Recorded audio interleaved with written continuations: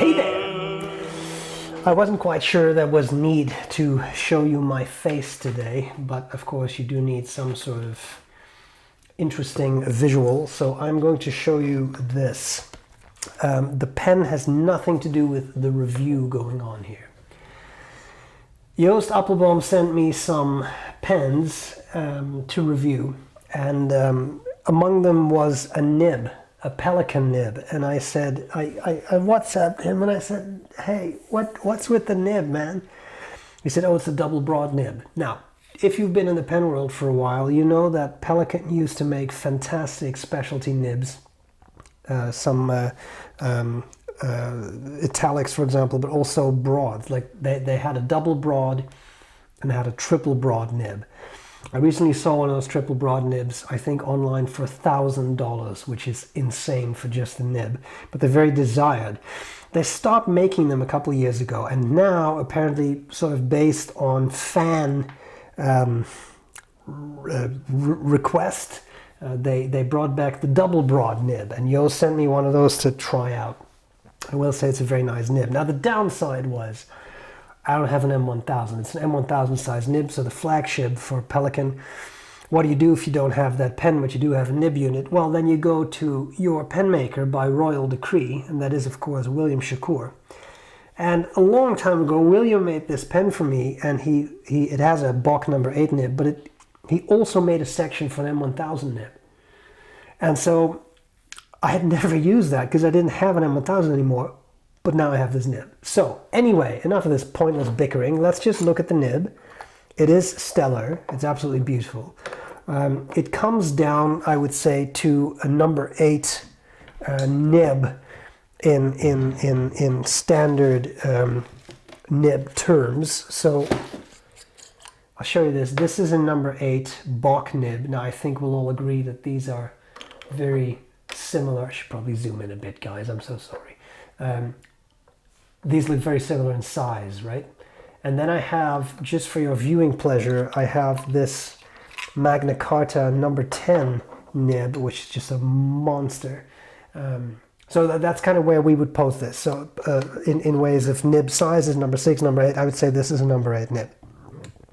I tried to measure the feed diameter and I got something like 7, but I mean, clearly when you see the B.R.E 380 units side by side, then there we are. Okay, what can I tell you about this nib? Well, it's gold bicolor. Can you see that? Bicolor. Gold, and I'm assuming a rhodium on there. They are available in extra fine, fine, medium, and broad. Those are €345. So this is not with the pen. This is a separate nib unit. It's expensive, but nib units are expensive. Gold prices have gone up. They've made nibs more expensive. May as well buy a pen, I think, at that price. But anyway, so that's for the extra fine, fine, medium, broad, and the double broad is €380, but that's with that. Without the tax, it's €314.05, and then the code FRIEND gives you a 10% discount, right? Want some tea? Okay. So that's pretty good.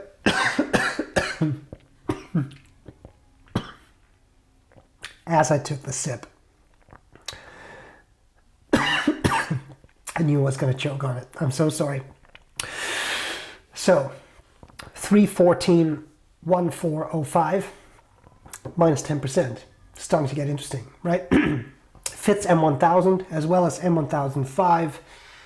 It is, quote, finely crafted in more than 300 steps. And that's pretty much it. So, again, this is not an M1000. I'm so sorry, guys. But this is a cute pen, and it fits the nib unit perfectly. So what I thought we would do, as the cap just rolled off my desk, is do a little writing sample, and then I'll talk about some likes and dislikes. So this is from a previous writing sample. I'm sorry, I can try to zoom in even more. I don't know if it can still focus. Okay, so let's see what we can do with this M1000 nib.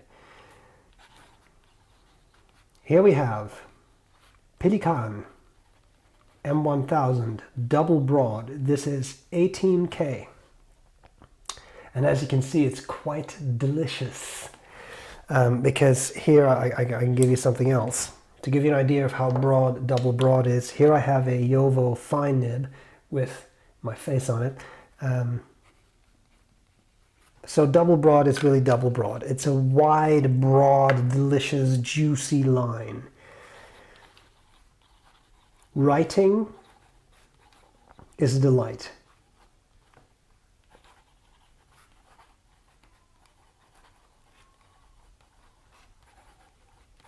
Smooth, wet, delicious. Bit of fast writing.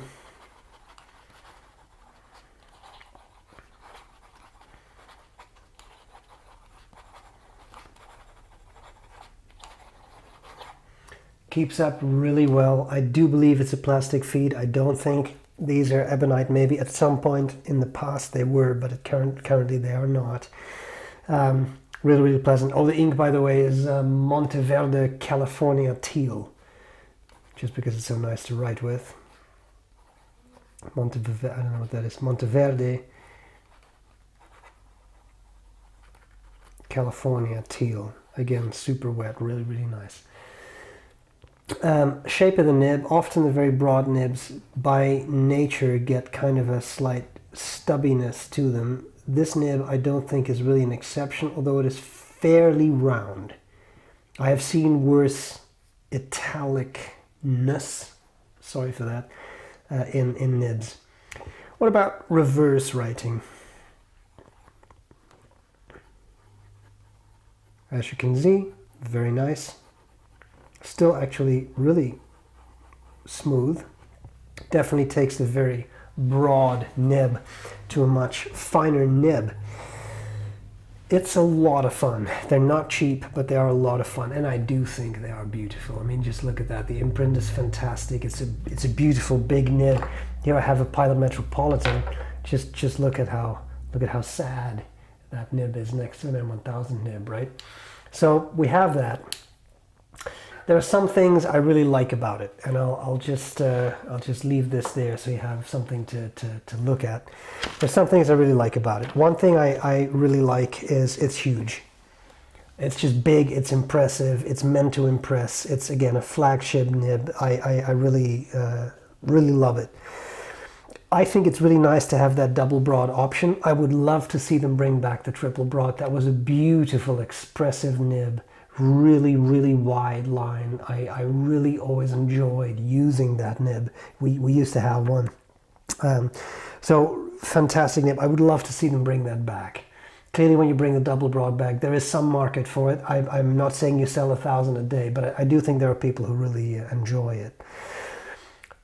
I love basically everything about it. The reality is, though, it's very expensive, right? If you think about it, you buy a pen.